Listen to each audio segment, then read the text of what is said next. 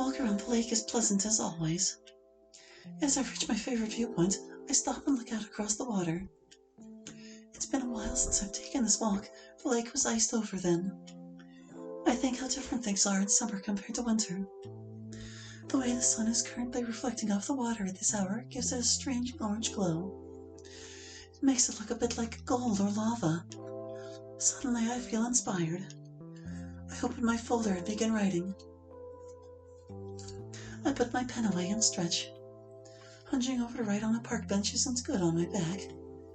I ended up writing 2 very short stories that are mirrors of each other. I read through them. A short story by Yuri. And I just leaned back on my couch and got all comfy. And now I have to lean forward again because I cannot read her font at this distance. The volcano. Uanu carefully crept up towards the volcano. Nothing ever came here due to the danger, but Uanu was certain that he had seen something alive moving around nearby. Peering out from behind a rock, he was amazed to see some strange creatures moving around right next to the caldera. How could anything survive the heat and toxic gases coming from the lava? The creature was like nothing he had ever seen before, a being not of this world. Was it a god? A devil? As he continued to watch, he was shocked to see it get closer to the caldera and then push an appendage through some partially melted stone and into the lava underneath. The creature didn't seem to be at all fazed by the lava's temperature. That would have instantly burned anything else. He watched it pull the appendage out, apparently unhurt. He saw deadly molten lava dripping off the appendage like it was nothing, while the rest solidified into a thin shell of stone around it. The creature brushed the stone off and then began moving away from the caldera. Could the being possibly have come from within the volcano? Was it possible for living creatures to actually survive down there in molten lava? Unnerved, he began moving back towards the safety of the plains. Life just couldn't exist in such an alien, hellish environment, could it? Fun fact, falling in lava does not kill you right away, but it can if you stay there too long. And you will get burned. The lake. Astronaut David Cole carefully walked towards the lake. The moon's surface was nothing but frozen ice, no possibility of life, but underneath the ice was an ocean of liquid water where life might exist.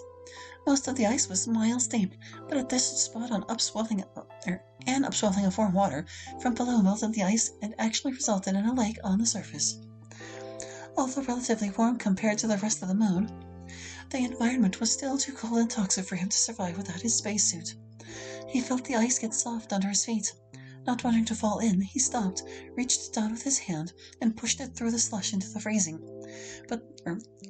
but liquid water underneath There's a period there, my god. This font.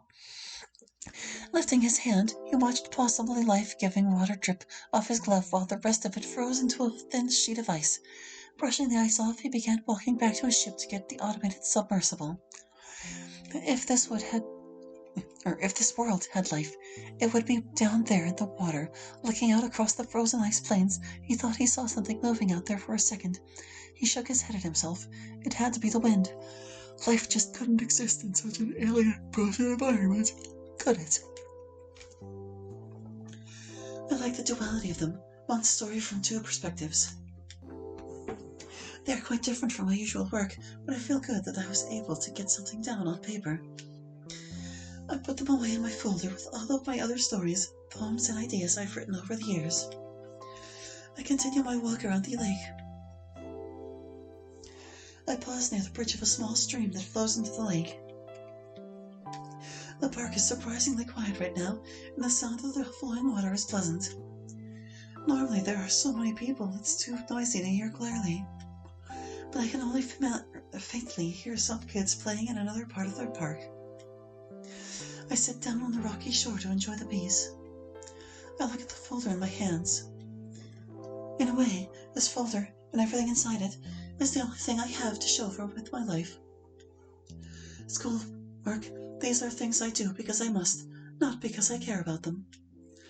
If I was to die tomorrow, would this folder be all I leave behind? I'm not suicidal. I'm just concerned about wasting my life. I don't expect to ever be a celebrity or anything like that. Honestly, that kind of fame doesn't sound appealing to me. but I want my life to mean something. So that 100 years from now, after I am gone, someone will say the world is a better place because Yuri... what? Efficiently shelved books at her job, quietly sat around with her friends, read a lot. Right now, the most likely answer seems to be wrote some poems and stuff. I wonder if any of my friends ever think about things like this. Probably not. Natsuki doesn't strike me as the type to be so self-reflective. Monica has always seemed to be driven in completing her goals. If she wants to make a difference in the world, she will. Sayori might if she didn't have MC and Meredith. She has her family as her legacy, though. Same for MC himself. I suppose a family will be mine as well, if I ever have one. I'm starting to feel like an old maid. I know I'm not really that old. I'm only turning 25 next month, but sometimes I wish I wasn't me. I look down at the folder and my hands together. Again, the culmination of my life so far. I feel the urge to take it and just throw the entire thing in the stream and let it all wash away. It's just stupid and pointless filler anyway. None of it really matters in the long run. I remember what Monica said about not losing myself, though. Instead, I set my folder to the side and leaned back against the rocks. My love of literature, both reading and writing, is a part of me. Even if I never share it, much less find people that appreciate it, it would be wrong to throw it away. If I gave it up, I would no longer be the woman I am. And as much as I sometimes wish I was someone else, someone outgoing, popular, with a brighter future in front of her, someone who wasn't lonely. I look at the folder again. No, Monica was right. It doesn't matter how many friends or lovers I might get if I threw it away. I wouldn't be happy if it meant giving up literature, giving up myself. I'm suddenly reminded of a line from a popular fantasy novel. I will diminish and go into the West and remain Yuri. I smile and chuckle to myself. Despite the job interview, today has been a good day. It may not have been productive. I didn't really do anything. But sometimes you need days like that. Tomorrow I will be going back to the grind. Dealing with work, looking for a better job, trying to move out, searching for a boyfriend. I put all of that out of my mind. Not today. Today, right now, there's only tranquility as I enjoy the beauty of the world around me.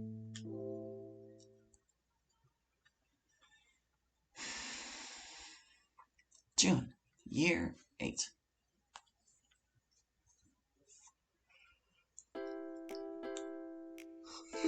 Pardon me. Hey Yuri, thanks for stopping by. It is my pleasure as always. Watch your step, it's a bit of a mess.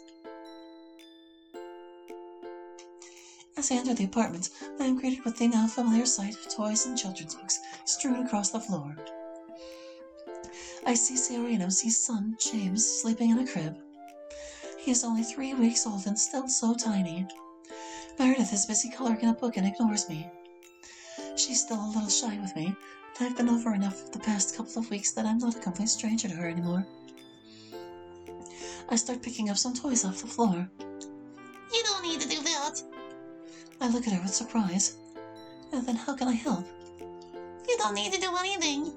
I'm confused. I thought you invited me here to help. You know I am more than happy to. I know you are.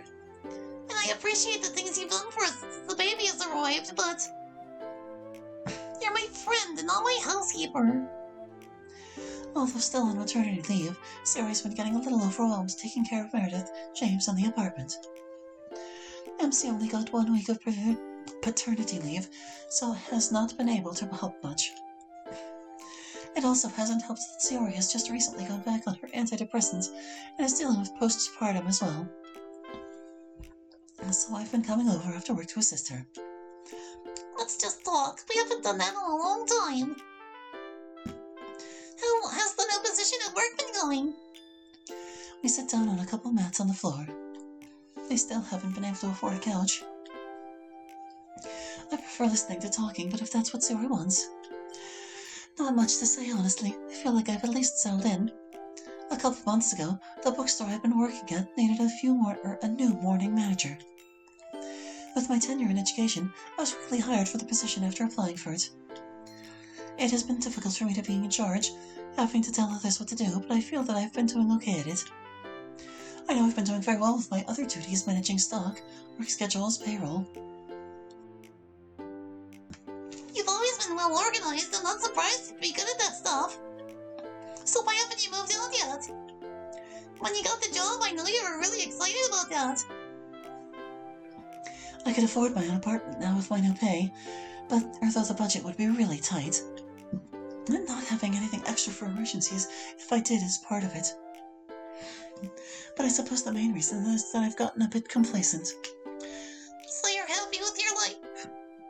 I think about this for a bit. Pardon me, can't seem to stop burping. I go to work, come home, read, write, message friends, go out once a month. Mostly, I blush.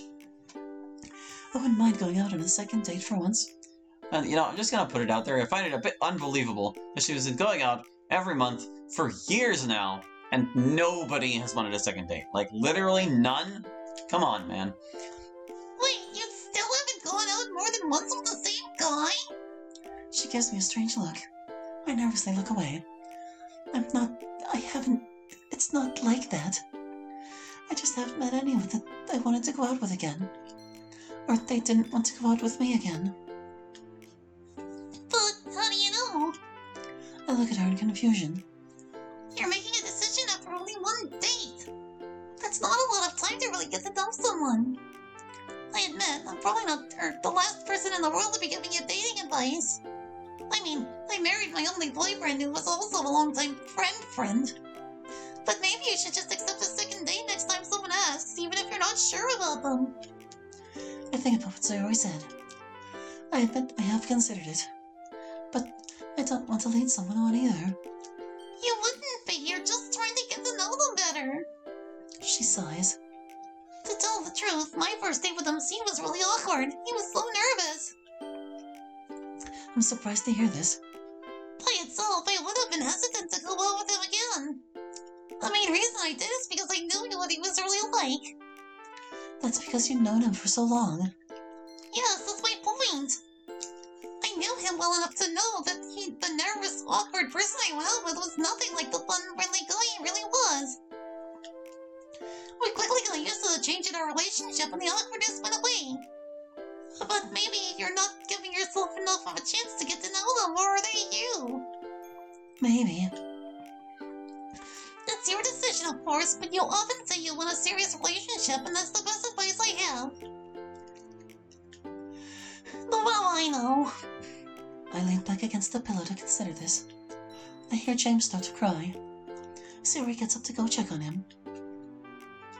Mommy, wait a minute. Not right now, I need to take care of your brother. Mommy! It's obvious that Meredith is jealous of James and simply wants attention. She was being nice and quiet until he woke up. I feel like I should help somehow, but I'm not certain what I should do. Sayori picks up James and begins gently rocking him.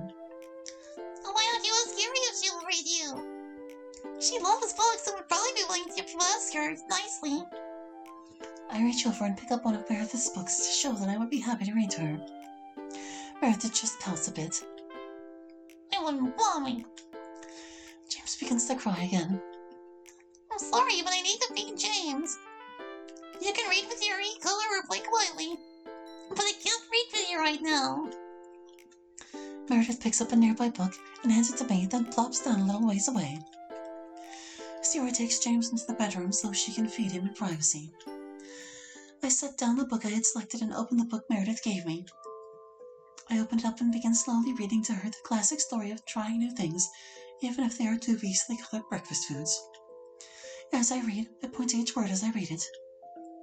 I try to do voices for the characters, though I'm not certain how entertaining it is. When done, I set the book down and pick up another one. Do you want me to read to you this one now? It's always boring. I check the cover and see that it is Jack and the Beanstalk. Oh, that's because you haven't heard the real version of that story. Want me to tell it to you? Okay. Long, long ago, in the age before television. When you were a little girl? How old does she think I am? Even longer ago than that. Well, There lived a giant. He was a large, fearsome-looking being, but actually quite kind. he was nice. Yup, he was so nice that he made his home on top of the clouds so that he wouldn't accidentally step on people. One day, after a hard day's work, he came home and smelled a stranger. So he said, Fee, Fee, fi, fo, fum. that's right, he said, fee, fi, fo, fum. Be careful wherever you're from. That isn't right. You're telling it wrong. You said the regular version is boring. Do you want me to tell you the regular boring way? No. So the giant said that because he didn't want the stranger to accidentally get stepped on and get hurt. Okay. Now the giant was really tired because he had been working all day. Like Daddy does. Yep, just like Daddy, the giant was tired from working and soon fell asleep. When he woke up in the morning, the giant found that a thief had stolen all his gold. A thief? Was it a bad guy? Yep, someone who steals is a type of bad guy called a thief. The giants didn't know who had done it or where the thief had come from. All he knew is that all his money had been stolen. He looked all over but couldn't figure out where the thief had come from or taken it. A few days later, he smelled a stranger again. Was it the thief? The giant didn't know. Worried about accidentally hurting someone nice, he said, Fee, fi, fo, fum. Be careful wherever you're from. Again. Again, the giant was tired and fell asleep. In the morning, he found his magic goose that laid golden eggs had been stolen. The thief had struck again. Did they catch him? Nope. The giant and his wife looked all over, but they couldn't find him. He'd gone away. A few days later, the giant smelled another stranger. The thief? The giant wasn't sure. He was afraid it might be the thief, but just in case, he still said, Fee, fi, fo, fum. Be careful wherever you're from. The giant looked all over, but couldn't find the stranger he smelled. So he left a trap, in case it was the thief. What did he do? He got out his magic harp that could sing and talk by itself.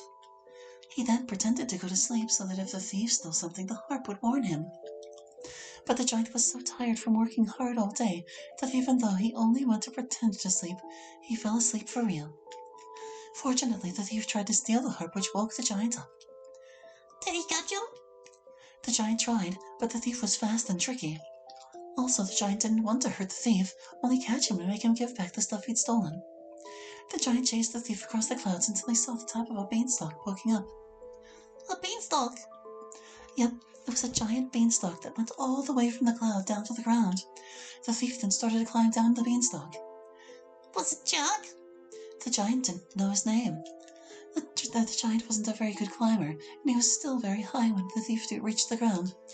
The thief then got an axe and began chopping down the beanstalk while the giant was still on it. When the thief finished chopping, the beanstalk fell over and the giant came crashing down on top of the neighboring kingdom and went splat. Then what did the giant do? Nothing. He died when he went splat. What happened to the thief? Did they catch him? Nope, they didn't know he had stolen anything, so they didn't arrest him. Meredith gives me a funny look. So the bad guy won! That's right. Bad guys aren't supposed to win! Sometimes they do, and in this story he did. Meredith just looks at me a bit uncertainly. You tell weird stories. I know she isn't trying to be mean, but I do feel self-conscious that she thinks my stories are weird. Do you want me to tell you another one? No. She then gets her crayons and starts coloring in her book again. I'm a little disappointed, but I don't push it. I'm happy that I got as much interaction out of her as I did. Hopefully, as I continue to spend more time around her, she'll continue to warm up to me. I began quietly picking up more toys off the floor and putting them into the nearby bin they normally go in. When I'm done, I sit down against the wall and begin reading my own book.